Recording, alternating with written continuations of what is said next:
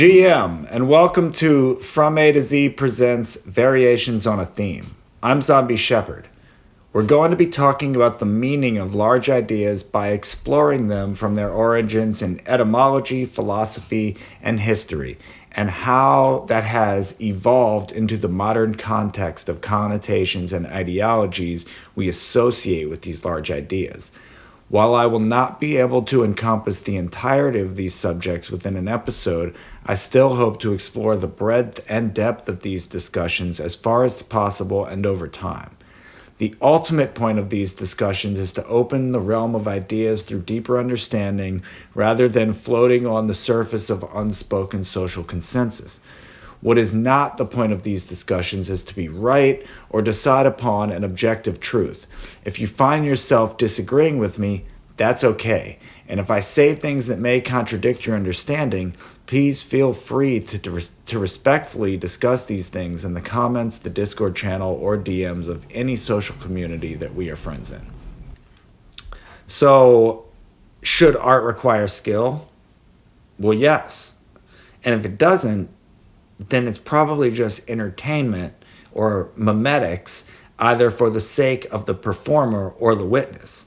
Meaning you are doing it for yourself. You're doing it to make your skill better, to make yourself greater, but perhaps you don't have the skill yet. So you're entertaining yourself, you're practicing, you're working on it, which is also art. I'll also get into that in a little bit. But the act of becoming an artist is art as long as the act of becoming an artist is what you're doing and not the act of being entertainment. Being there as entertainment makes you more of an advertisement. So in the way that art is being, are all skills art? Yes. In the act of creation, but maybe not in the outcome. Meaning, like we said before, the example of the art of making friends. Well, you can be very clever and very good at making friends and getting people to like you, but perhaps the outcome that you're going for is shallow. Maybe you just want people to like you and you actually have no intention of reciprocating any of this valuable friendship to your friends. So in that way, the outcome is not art. You might be artful at doing a thing, I think about this with the art of negotiation, and you learning this skill to be able to persuade people to do what you want, but you have ill intention towards those people, then your art is not an art at all. Your art, the outcome of your art is harm to another, therefore, is it art? That's part of the question here, I guess. And I would say no, and that's part of my opinion and part of what we're exploring here in this discussion. I think almost all art falls into this latter category of being aesthetically pleasing, but there's no depth. The meaning is shallow, and the purpose behind the creation was to gain money or attention to the ego. You can view professional skills in this category. A house painter may be an artisan with many high-level skills, but the ultimate point of a contractor's work is to 1, make money, and 2, be perfect and thus invisible, which brings up an interesting point about how art is in the imperfections. Being perfect at a skill is aesthetically no different than being a machine. Style is in the imperfections and choices an artist makes that others would choose to avoid. Maybe that's why empiricism needed to separate from aesthetics, because you need perfection, I guess, when you're dealing with math and science, and that perfection has led to, I feel that is true, but it's led to a squareness in the thinking that goes into formulating things, because maybe you don't think as open-minded because the restrictions tell you can't think that way. Style is a natural byproduct of medium, and this is a loaded statement, but nonetheless true. Wood grain is made up of the nature of how trees grow and how we choose to cut them. A record's charm is in the scratching of a diamond on vinyl. Smell and taste are intertwined. Style and nature are intertwined. When the nature of the medium is removed from or counterfeited by artistic process, then the outcome is no longer art, even if it is aesthetic. You're faking the funk. So if art is useful, is it not art? Is utility necessarily separate? I think no. Art and utility need not be separate. What makes a chair a work of art and not a product? Well, the time, skill, or materials spent crafting it, maybe, but all of these things, and yet none of them. If a chair is handcrafted and looks exactly like one from an assembly line, is it more art than the mass-produced versions? I would say yes, because of the skill and patience, but I think most people would disagree and see no point in the artist making a chair that can be easily purchased. Was the original designer an artist? Maybe, but it's hard to say.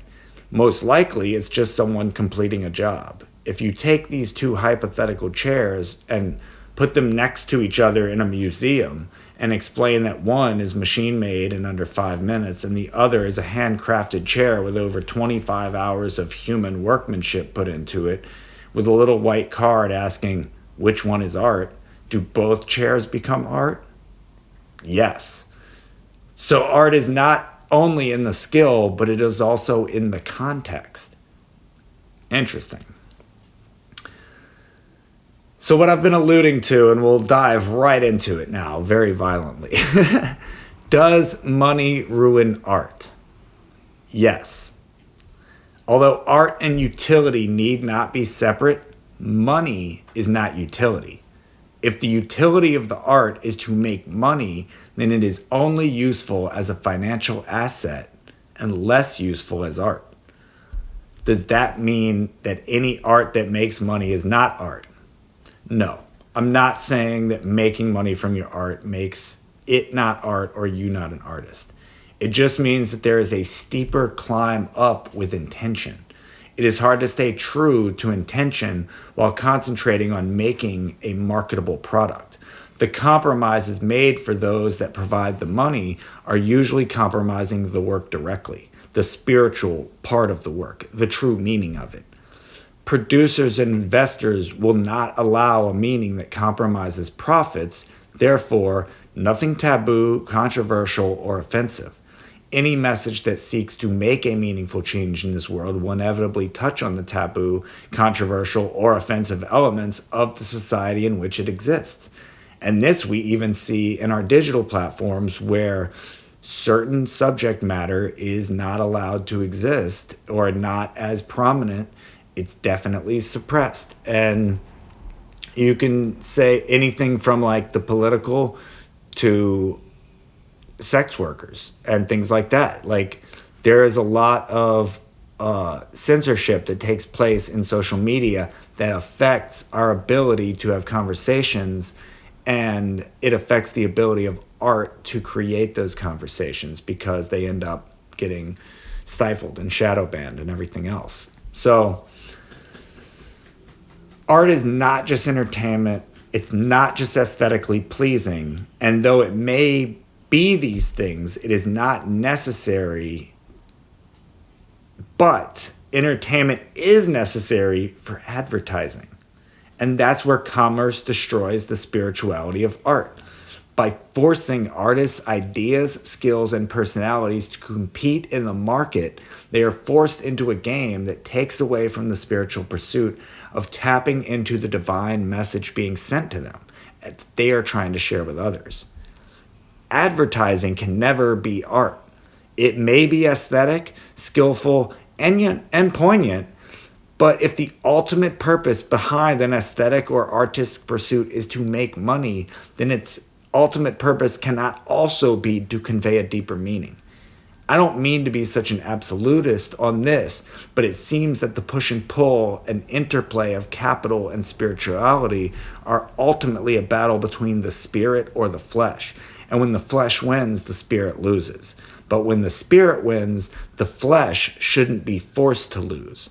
This is a societal choice to separate humans from work of the divine into subservient, working for the lower form of value, which is another episode we'll get into at some point.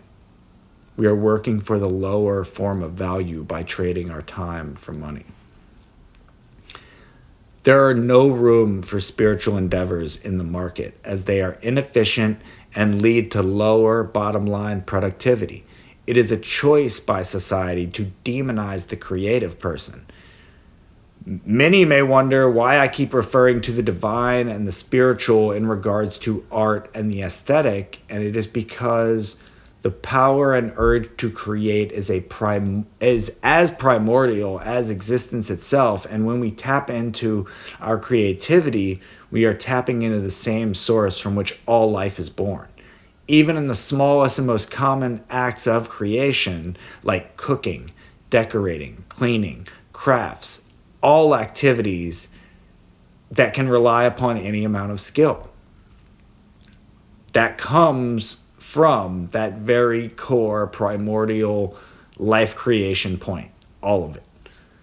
The world would be a better place if all things were treated as art, but the precision of efficiency and the need for uniformity forces all things into cold, lifeless, brutalist utilitarianism.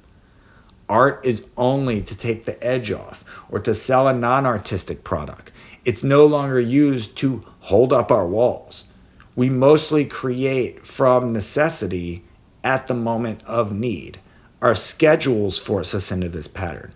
Utility and aesthetics are being used against each other to keep our minds separate from our bodies in a false duality.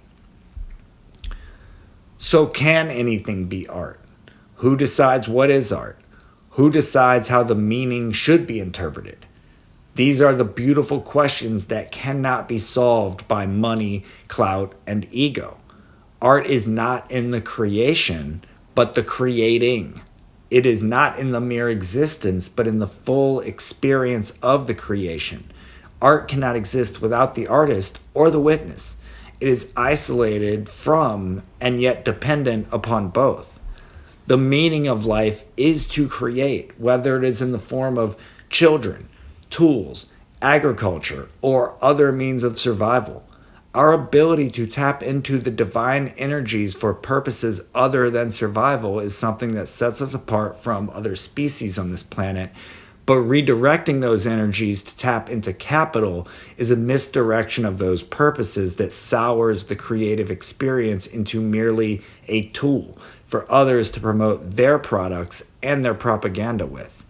We cannot truly appreciate the aesthetic in this world because we are made to feel that only suffering is real and we must earn a right to live, struggle in order to survive, and that the act of creation must be valuable to others or it holds no value at all. Furthermore, the only measure of creative value is directly correlated to dollars and fame as the units of measure for success. Skill, talent, and meaning are the only important if it can be translated to monetary value. Otherwise, it's just wasted time and energy. You should have been doing something that could have made you money instead of creating this thing that didn't make you money. And it's hard to fully discuss the possibility of what art could be if we were allowed to express our human values with the same composability as we do finance.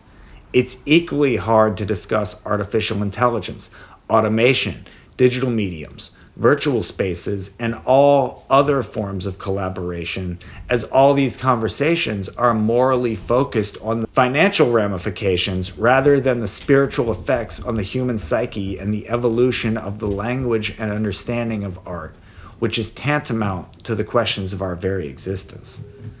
This opens us to more discussions on the meanings of legitimacy, value, and quality, all of which are beyond capital and yet forcibly intertwined in our modern context. And so what is art? Well, it's all of the things we've talked about, and yet none of it. The act of creation is art. The act of being is art, even when the creation is not art. Art is in a life of creation with intention, skill, and dedication to learning and exploring what it means to be conscious. Art is the journey, the destination, and the ripples felt long after. Thanks for joining me. I'll see you next time.